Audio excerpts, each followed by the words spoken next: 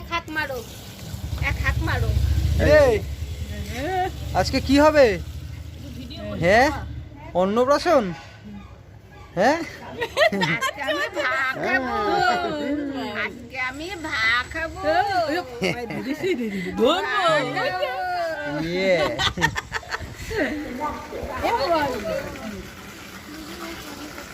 সুন্দর একটা পরিবেশ তৈরি হয়েছে, প্রকৃতির আজকে অন্নপ্রাশন। খুব ছোট্ট করে একটা ঘরোয়া আয়োজন নিজেদের মধ্যে। ওকে এখন গায়ে হলুদ করে স্নান করানো হবে। হ্যাঁ, তুমি ডাকো না একটু, গলা দিয়ে। আমি দিয়েছি, আমি। কানাই কানাই। আমায়